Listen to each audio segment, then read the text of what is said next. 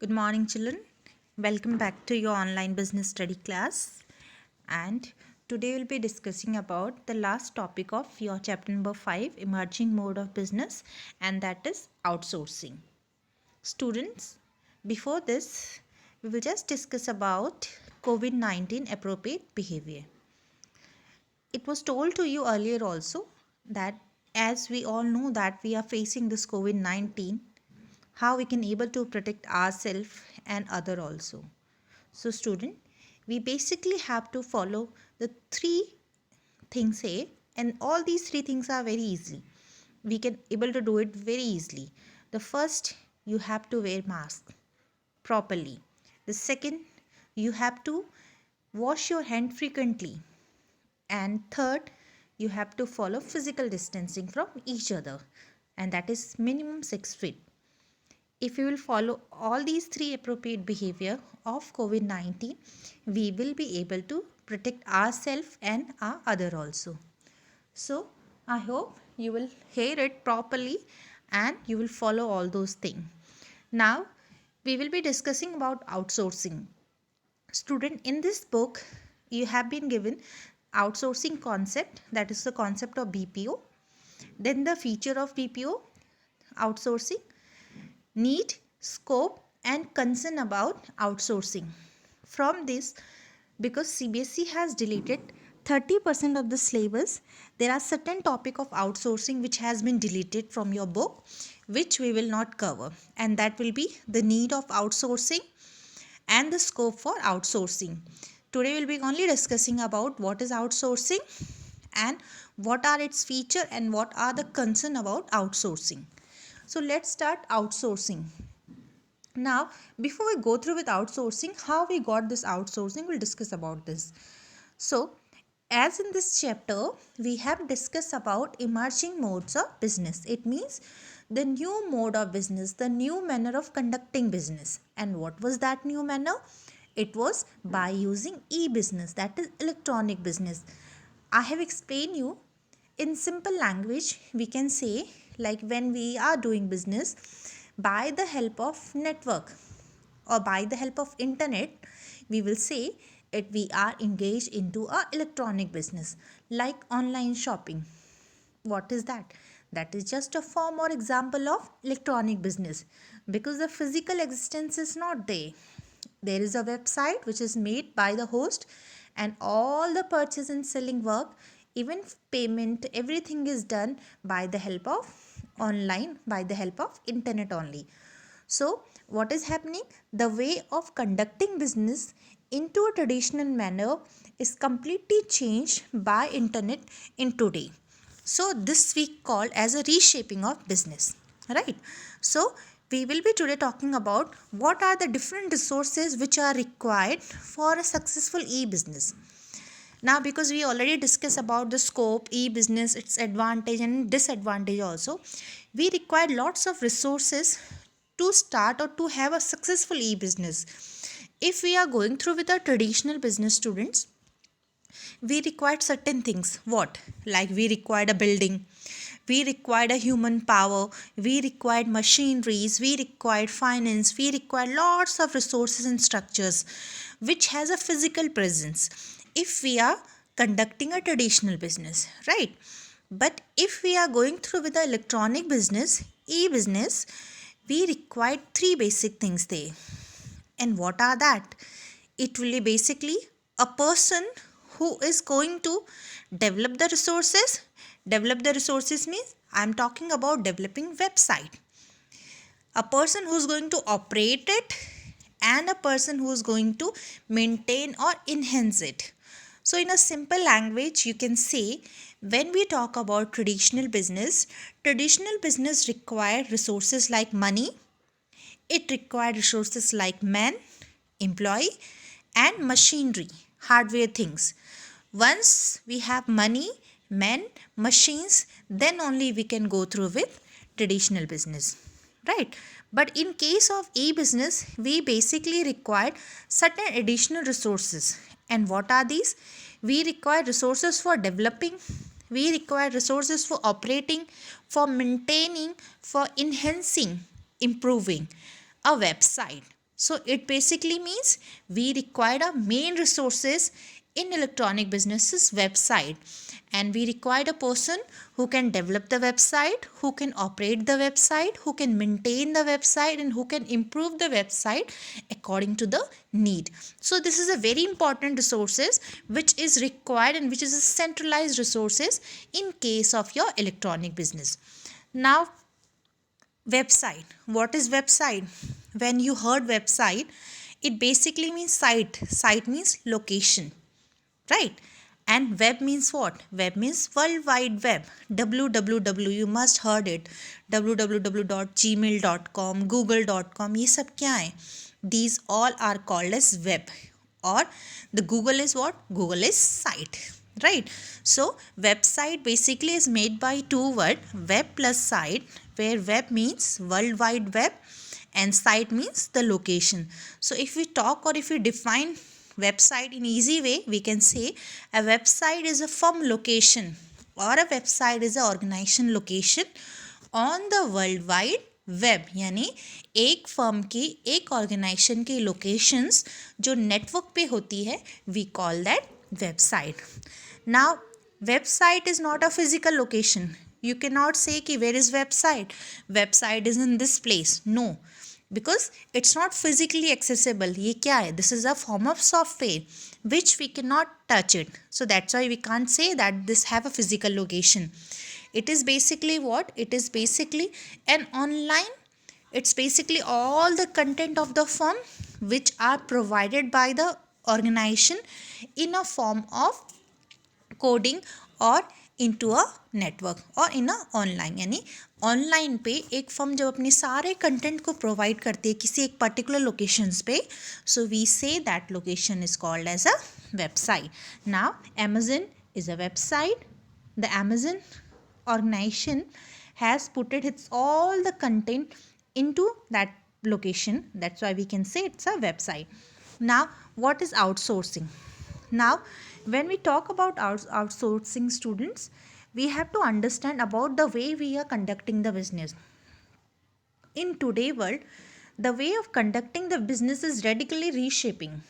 Now, time to time, there are lots of things which are changing into the business. How we are conducting it earlier and how we are conducting it today, it's completely changed. If we talk about the time of traditional, when we are conducting the business organization used to take all the things with themselves only. They used to do all those activities themselves only. Today time, what are basically a business organization is doing, they don't keep all the burden with themselves. They used to give some of the activities to outside people to do for them. For this, they pay out these people. Outsourcing concept has been derived from this there only. Now, how we can define it? So we can say that outsourcing basically include all those activity which a business organization categorize as a non-core activity to be given to the third party so that we can able to get benefit of their experience, their experts, their efficiency, or even their investment also. So for this we have to understand the concept here, that how we got the outsourcing. So outsourcing basically means how we are conducting a business. There are lots of activity which are supposed to be done inside a business, right? It's not possible for a owner to conduct all the activities from inside of the business only. So what a business organization did, that they used to took the centralized activity. It means the basic activity, the primary activity or important activity, they do they self only, and the activity which they are doing they self, which they are defining as a primary or centralized activity, they call them as a core activity of a business, means the main activity of a business. There are some other activity also which are not centralized activity, not so important activity. They define these activity as a non-core activity, right? Now, it's not possible that all the employee of a business is perfect in all the activities. So what they did, they appoint those type of employee into the organization who are effective or efficient in doing core activity, and non-core activity they hand over it to the third party of outside the business.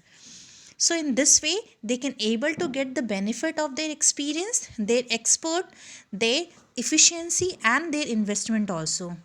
So outsourcing is basically a concept where we are handing over the non-core activity to outside the organization to a third party so that we can get a specialized guidance from them. So this concept will be defined as outsourcing.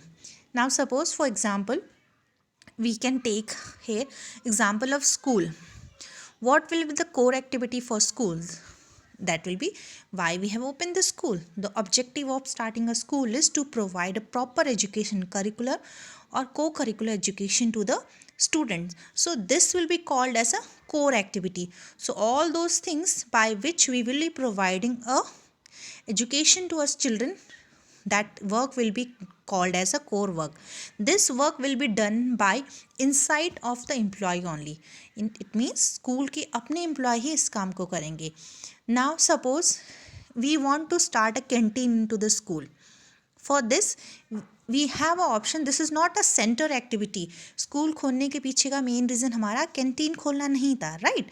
So this is not a main center point of opening a school. So what canteen is there? Opening canteen is non-core activity. So this we can do. We can have a contract with a third party. We can give this work as a form of contract to the third party as a form of non-core activity. So outsourcing is basically doing business in a form of providing it to a non-core activity to the third party who are specialists in that area so that burden of organization can be reduced.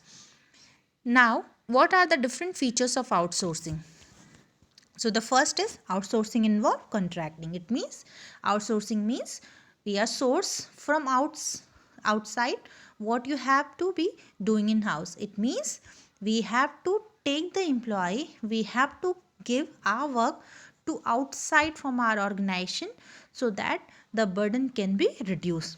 So for this we have to maintain a contact between the third party. That's why the first feature of outsourcing say it involves contracting to a third party or outside agencies to perform these activity for their organization on a contractual basis.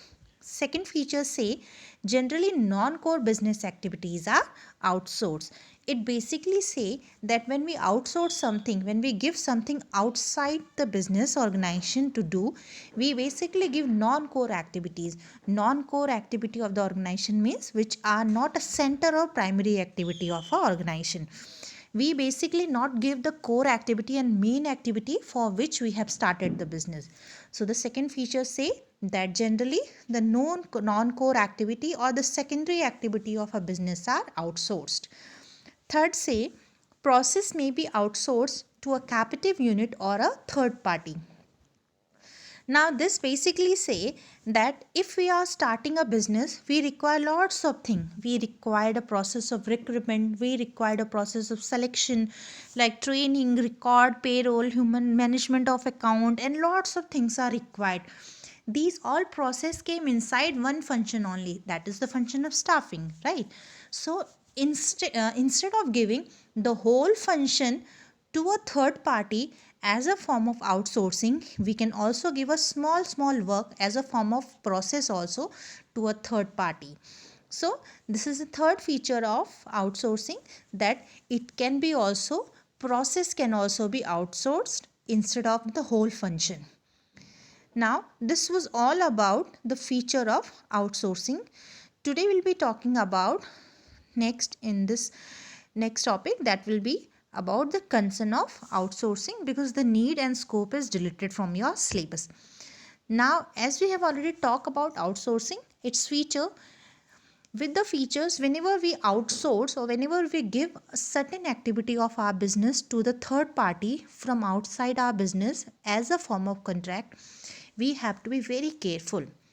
If there are certain carelessness behavior shown by the owner at the time of outsourcing the activity, there can be lots of losses occurring to the business. Now what type it?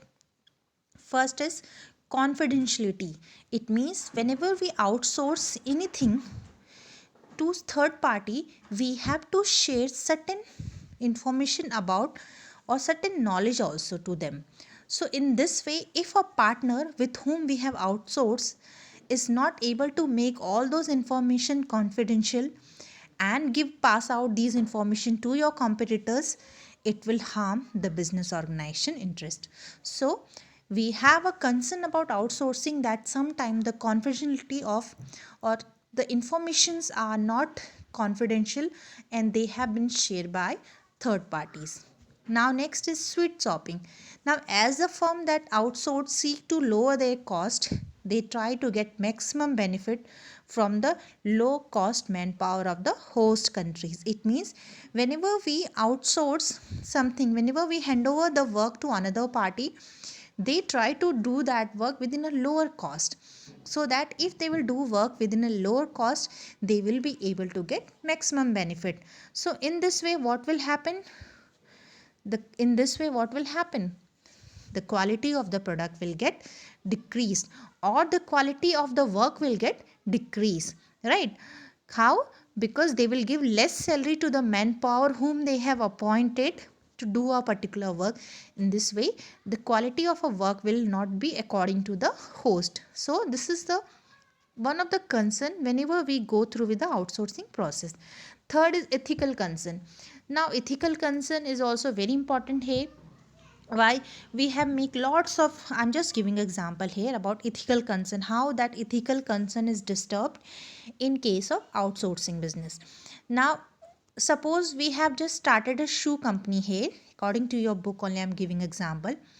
In order to cut the cost of making shoes, what a outsources manufacturer try to do is they try to put child labor there, because they have to give them less salary. They can ask them to pay any amount. They used to work women into the factories, right? Which is just a forbidden of law. We cannot allot a child labor into our organization. This is against of the law, but the manufacturer used to do it so that the cost can be reduced. So these all things are ethical consent. Next is resentment in the home country. Now resentment in the home country is the another disadvantage of outsourcing, that in the course of contracting out manufacturing, marketing, research and development or IT based services, what is ultimately contracting out is employment or job. It means when we talk about outsourcing, whether we are outsourcing about any manufacturing company, marketing, researching, development, IT, anything, what we are going to give to the third party to do anything, they will be appointing a job to other parties. So in case a company who is hosting in a particular country and they have given contract to the third party, they are there into another country, so what will happen, the unemployment problem of the host country will not solve.